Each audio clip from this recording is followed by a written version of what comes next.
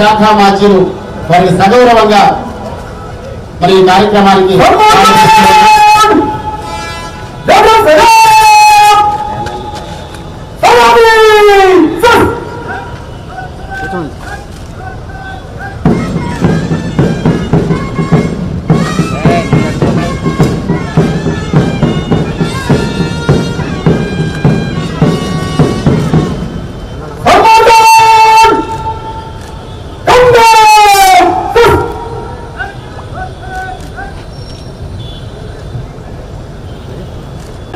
భాగస్వాములు అవుతాం. అక్కడ ఎదురుగా చెప్పడాల్సిందిగా కోరుతా ఉన్నాం.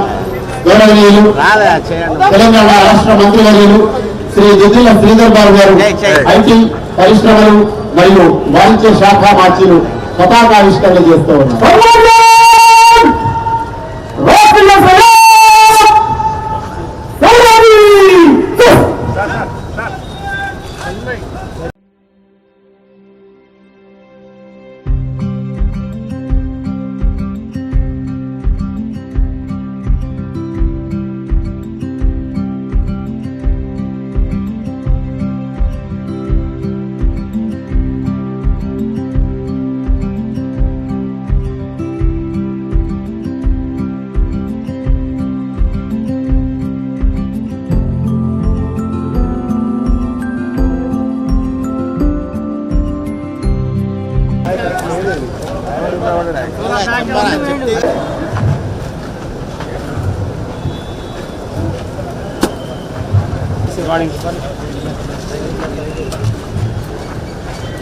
గౌరవ వందనాన్ని స్వీకరిస్తూ ఉన్నారు. ఇది ప్రభుత్వం తరఫున అందించేటువంటి వందనం. వారు మన దగ్గరికి వచ్చి ఆ వందనాన్ని స్వీకరించబడేటువంటి గొప్ప సంస్కారానికి ప్రజల వద్దకు మేము దగ్గర ఉన్నాం అని చెప్పడానికి ఒక సంకేతంగా కనిపిస్తూ ఉంది. ఆ 3 రంగుల జెండా అన్ని మనుషులలో ఈర్ష్య, అసూయ, ద్వేషాలు ఉండొద్దు, అన్ని మనుషులు శాంతియుతంగా ఉండాలి అనేటువంటి సంకేతం. ఏది ఎంతవరకున్నా ప్రతి మనిషి బ్రతకాలంటే కడుపు నిండా తిండి దొరకాలి. అందుకోసం 24 గంటలు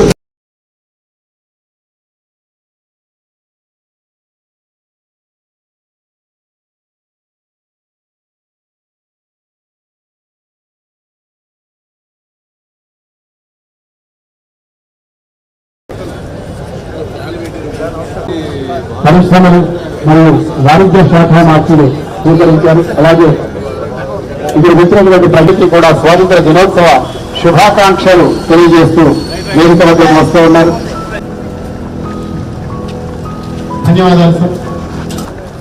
స్వాగతం తెలియజేస్తూ ఉన్నాం వేదికపైకి సగౌరవంగా మీ అందరి యొక్క చప్పట్ల మధ్య. సో అందరం కూడా లేచి నిలబడదాం. ఎక్కడ ఉన్నటువంటి వాళ్ళ కుర్చీలలో ఉన్నటువంటి వాళ్ళందరూ కూడా లేచి నిలబడి ఉండాలి. అక్కడ పిల్లలు వాళ్ళు వారితో పాటు జిల్లా కలెక్టర్ గారు కూడా ఉన్నారు. సైన్ లాంగ్వేజ్ లో జాతీయ గీతం ప్లే చేస్తారు.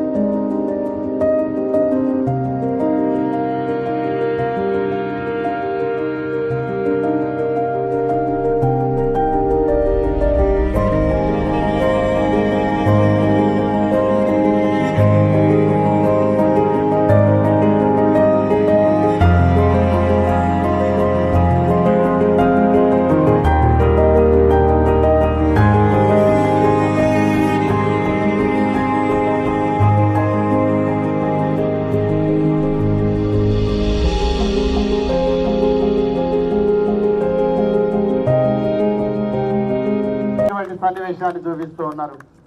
నిజంగా చాలా ఆనందంగా ఉంది. కలెక్టర్ అలాగే మున్సిపల్ కమిషనర్ గారు శ్రీ ప్రఫుల్ దేశాయ్ గారు కూడా వారు కూడా స్వయంగా నేర్చుకోవడం జరిగింది. జిల్లా అధికారులందరూ నేర్చుకుంటున్నారు. ఇది ఒక అద్భుతమైనటువంటి సన్నివేశం, సందర్భం. వీళ్ళందరికీ కూడా ఒకసారి చెప్పడం మాత్రమే కాదు, తాను స్వయం కృతజ్ఞతలు తెలియజేస్తూ అనంతరం కార్యక్రమం ప్రశంసా పత్రాలు వరుసగా పిలుస్తూ ఉంటాం, వారు సిద్ధంగా ఉండాల్సిందే కోరుతున్నాం.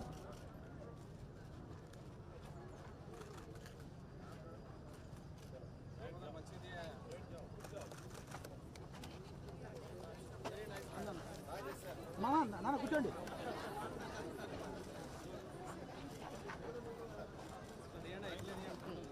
దయచేసి గ్రౌండ్ లో ఉన్నటువంటి వాళ్ళందరూ కూడా మీ కుర్చీలకు వెళ్లాల్సిందిగా కోరుతున్నాం.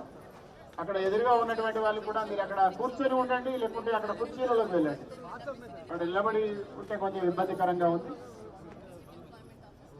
ముందుగా జిల్లా అధికారులకు ప్రశంసా పత్రాలు ఉంటాయి. అనంతరం కలెక్టర్ కార్యాలయంలో పనిచేస్తున్నటువంటి సిబ్బందిలో 15 మంది, ఒక 7గురికి సత్కారాలు ఉంటాయి. అలాగే ఆర్డీఓ కరీంనగర్ డివిజన్ వారు సిద్ధంగా ఉండాలి. అనంతరం ఆర్డీఓ హుజురాబాద్ వారు సిద్ధంగా ఉండాలి. కలెక్టర్ క్యాంప్ ఆఫీస్ వాళ్ళు తర్వాత, అనంతరం ఏసీఎల్వి క్యాంప్ ఆఫీస్, అనంతరం AC revenue camp office, special deputy collector పరిమిత వాళ్ళు మీ పెన్ డ్రైవ్ ఇక్కడి నుంచి కలెక్ట్ చేసుకోండి సార్. ఫస్ట్ డిస్ట్రిక్ట్ ఆఫీసర్ జిల్లా స్థాయిలో స్వాతంత్ర దినోత్సవం రోజు జరిగేటువంటి అద్భుతమైనటువంటి సత్కారం ఇది. అనంతరం కరీంనగర్ ఎం శ్రీనివాసరెడ్డి గారు, థ్యాంక్ యూ సార్, వారు అందుకుంటున్నారు. అనంతరం శ్రీ ఆఫీస్ కరీంనగర్ జిల్లా ఆఫీసర్ వారు, తర్వాత శ్రీమతి టి విజయభారతి గారు ఏడి ఫిషరీస్ ఆఫీసర్,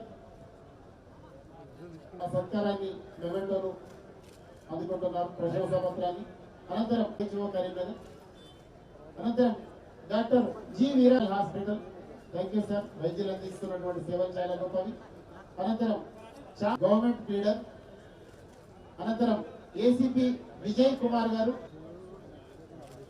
అనంతరం కలెక్టర్ ఆఫీస్ కరీంనగర్ నుండి కె లక్ష్మణ్ గారు, నాయబ్ తహసీల్దార్ గారు, పి సుమలత గారు, సీనియర్ అసిస్టెంట్,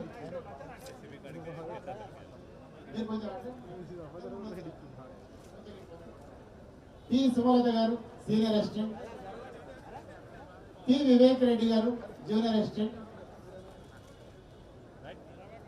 వి సుమన్ గారు జూనియర్ అసిస్టెంట్, మహమ్మద్ మహమూద్ గారు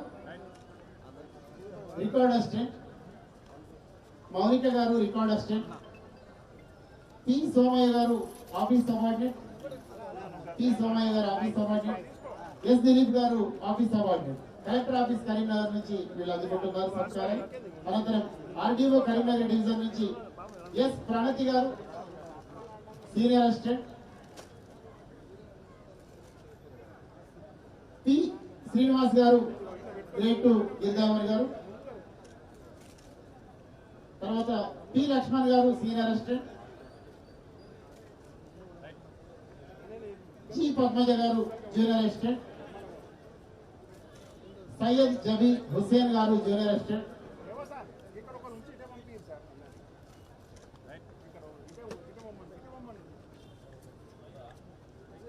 తర్వాత జి రమేష్ గారు ఆఫీస్ సబార్డినేట్, వి అంజయ్య గారు office subordinate.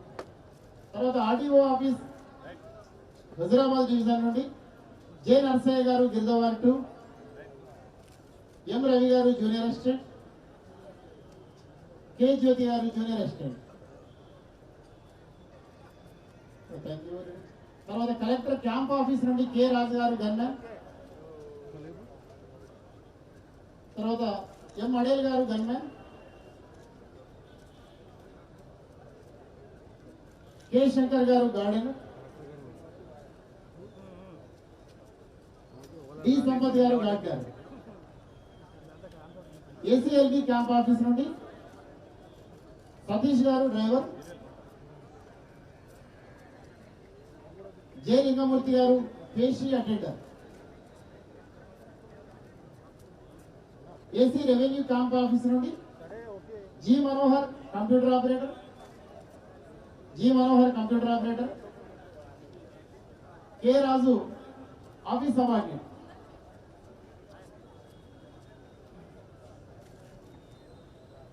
Special deputy collector office నుండి డి శ్రీనిఖిలారెడ్డి గారు.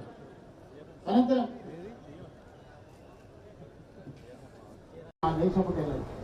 స్వాతంత్ర సమర వారి దగ్గరికి గౌరవనీయులు రాష్ట్ర మంత్రివర్యులు శ్రీ దుద్దిల బ్రిటిష్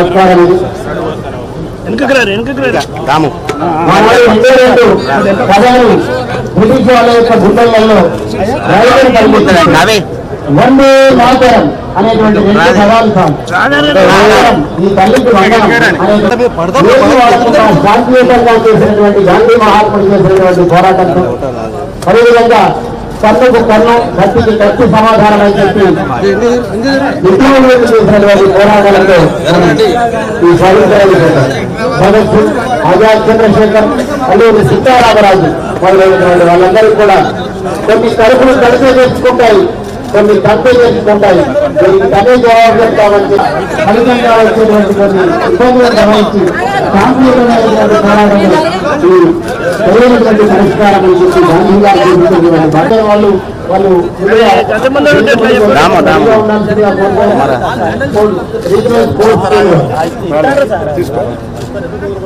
స్వాతంత్ర సమరయోధుల సత్కారం కాగానే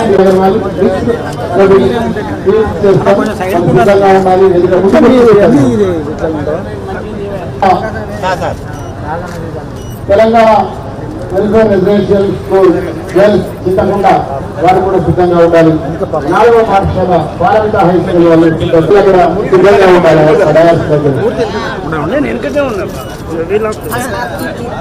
హోమ్ స్కూల్ తర్వాత ఈ ప్రదర్శన ఉంటుంది. మానకొండూరు బాయ్స్ సిద్ధంగా ఉంటారు.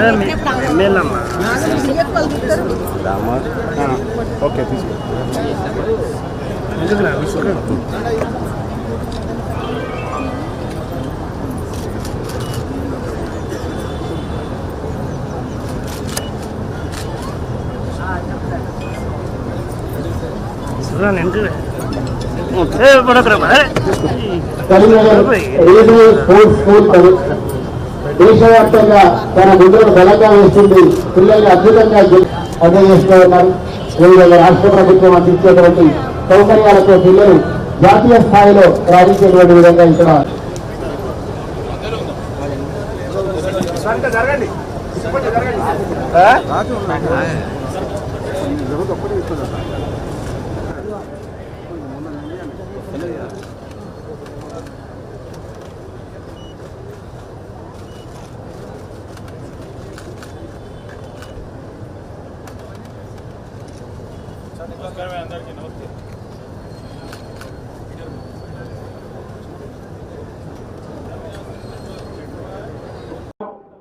₹19,59,00,000 సబ్సిడీని రాష్ట్ర ప్రభుత్వం భరించింది.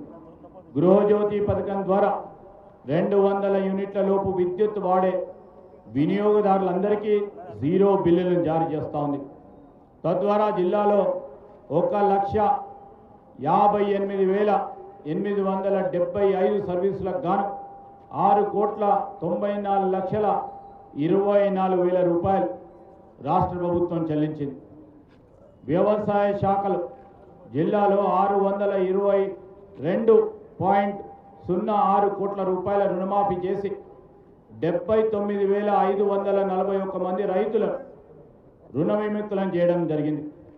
రైతు భరోసా పథకం ద్వారా వానకాలం సీజన్ ప్రారంభంలోనే 1,90,186 మంది రైతులకి ₹206,62,96,96,000 రైతు ఖాతాలలో జమ చేయడం జరిగింది.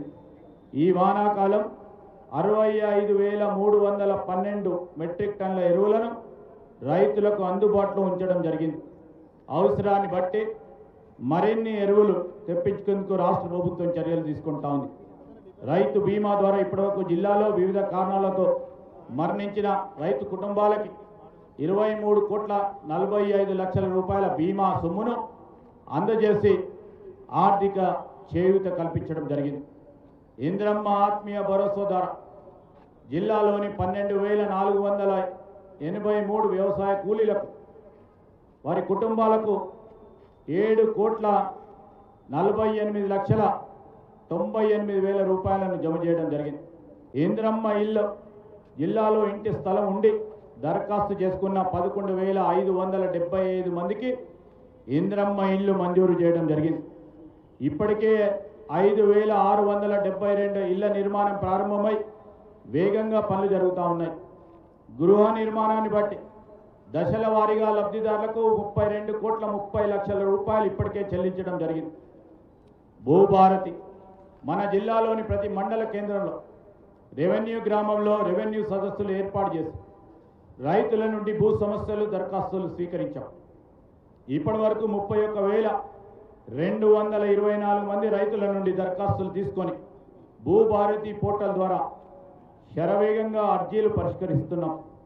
రాష్ట్ర ప్రభుత్వం ప్రతిష్టాత్మకంగా చేపట్టిన భూభారతి చట్టాన్ని పటిష్టంగా అమలు చేయడానికి మన జిల్లాలో 233 మంది లైసెన్స్డ్ సర్వేయర్లకు శిక్షణ ఇవ్వడం జరిగింది.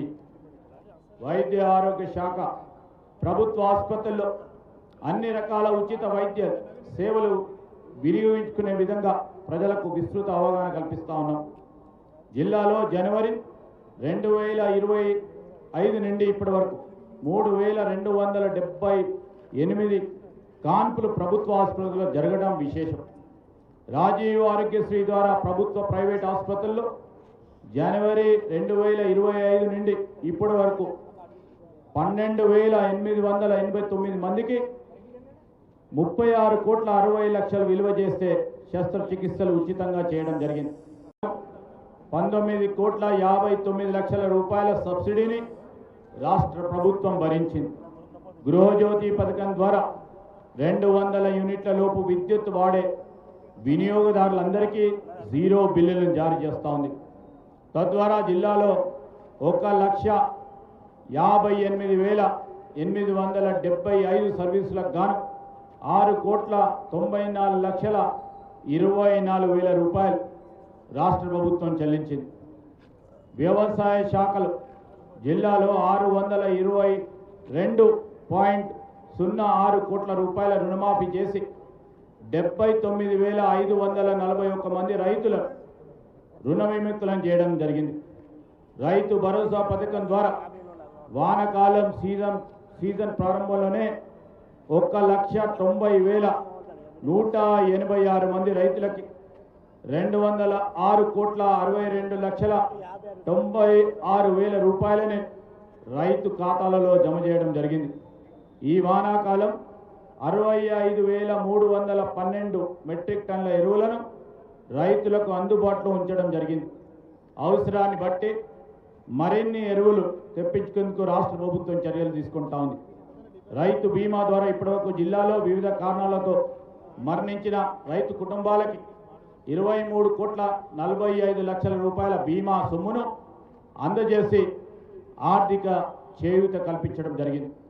ఇంద్రమ్మ ఆత్మీయ భరోసా ద్వారా జిల్లాలోని 12,483 వ్యవసాయ కూలీలకు వారి కుటుంబాలకు 7,48,98,000 రూపాయలను జమ చేయడం జరిగింది. ఇంద్రమ్మ ఇల్లు జిల్లాలో ఇంటి స్థలం ఉండి దరఖాస్తు చేసుకున్న 11,575 మందికి ఇంద్రమ్మ ఇల్లు మంజూరు చేయడం జరిగింది. ఇప్పటికే 5,672 ఇళ్ల నిర్మాణం ప్రారంభమై వేగంగా పనులు జరుగుతూ ఉన్నాయి. గృహ నిర్మాణాన్ని బట్టి దశల వారీగా లబ్ధిదారులకు 32,30,00,000 రూపాయలు ఇప్పటికే చెల్లించడం జరిగింది. భూభారతి మన జిల్లాలోని ప్రతి మండల కేంద్రంలో రెవెన్యూ గ్రామంలో రెవెన్యూ సదస్సులు ఏర్పాటు చేసి రైతుల నుండి భూ సమస్యలు దరఖాస్తులు స్వీకరించాం. ఇప్పటి వరకు 31,224 మంది రైతుల నుండి దరఖాస్తులు తీసుకొని భూభారతి పోర్టల్ ద్వారా శరవేగంగా అర్జీలు పరిష్కరిస్తున్నాం. రాష్ట్ర ప్రభుత్వం ప్రతిష్టాత్మకంగా చేపట్టిన భూభారతి చట్టాన్ని పటిష్టంగా అమలు చేయడానికి మన జిల్లాలో 233 మంది లైసెన్స్డ్ సర్వేయర్లకు శిక్షణ ఇవ్వడం జరిగింది.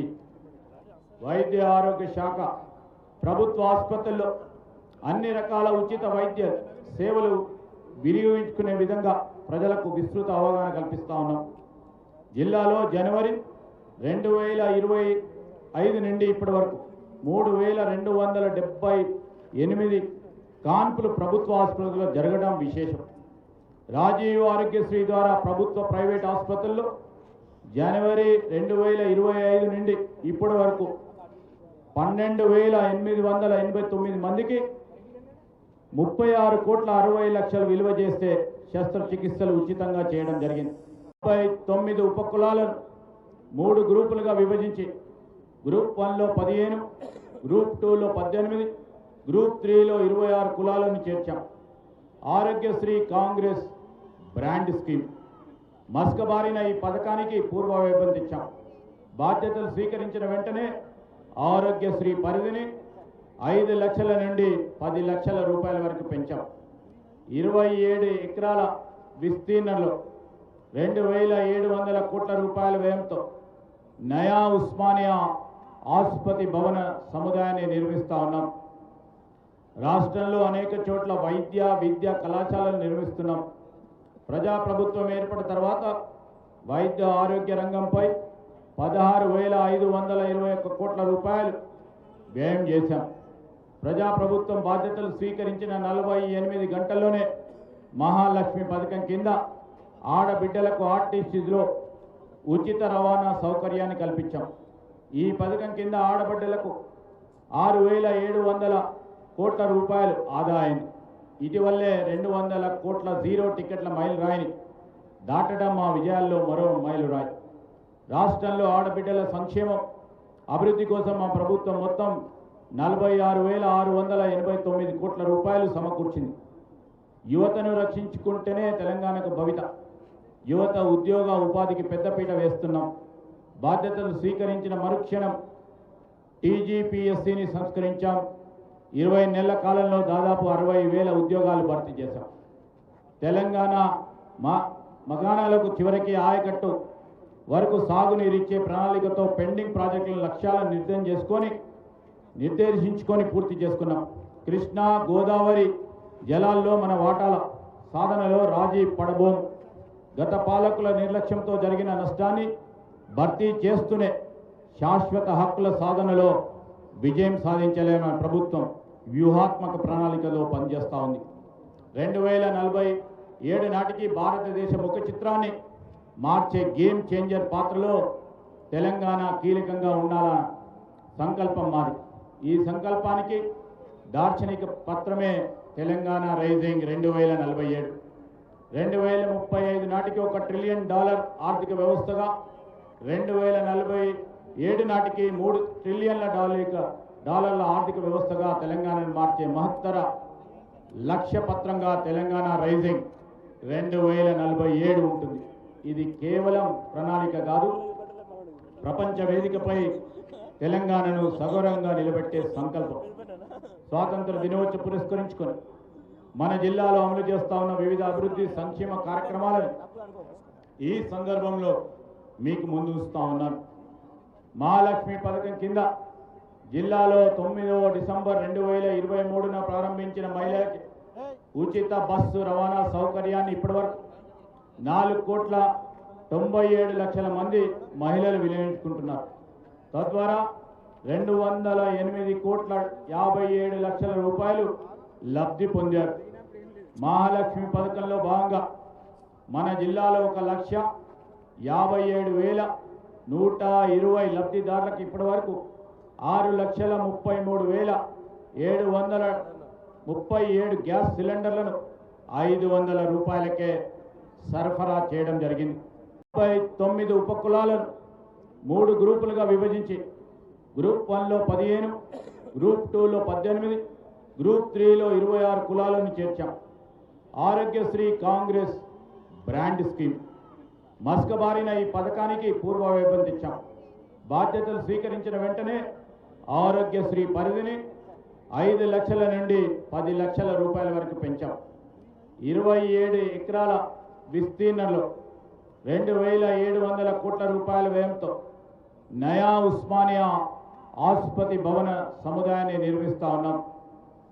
రాష్ట్రంలో అనేక చోట్ల వైద్య విద్యా కళాశాలలు నిర్మిస్తున్నాం. ప్రజాప్రభుత్వం ఏర్పడిన తర్వాత వైద్య ఆరోగ్య రంగంపై 16,521 కోట్ల రూపాయలు వ్యయం చేశాం. ప్రజాప్రభుత్వం బాధ్యతలు స్వీకరించిన 48 గంటల్లోనే మహాలక్ష్మి పథకం కింద ఆడబిడ్డలకు ఆర్టీసీలో ఉచిత రవాణా సౌకర్యాన్ని కల్పించాం. ఈ పథకం కింద ఆడబిడ్డలకు 6,700 కోట్ల రూపాయలు ఆదా అయింది. ఇటీవలే 200 కోట్ల జీరో టికెట్ల మైలురాయిని దాటడం మా విజయాల్లో మరో మైలురాయి. రాష్ట్రంలో ఆడబిడ్డల సంక్షేమం అభివృద్ధి కోసం మా ప్రభుత్వం మొత్తం 46,689 కోట్ల రూపాయలు సమకూర్చింది. యువతను రక్షించుకుంటేనే తెలంగాణకు భవిత. యువత ఉద్యోగ ఉపాధికి పెద్దపీట వేస్తున్నాం. బాధ్యతలు స్వీకరించిన మరుక్షణం టీజీపీఎస్సీని సంస్కరించాం. 20 నెలల కాలంలో దాదాపు 60,000 ఉద్యోగాలు భర్తీ చేశాం. తెలంగాణ మగాణాలకు చివరికి ఆయకట్టు వరకు సాగునీరిచ్చే ప్రణాళికతో పెండింగ్ ప్రాజెక్టుల లక్ష్యాలను నిర్దేశించుకొని పూర్తి చేసుకున్నాం. కృష్ణా గోదావరి జలాల్లో మన వాటాల సాధనలో రాజీ పడబోం.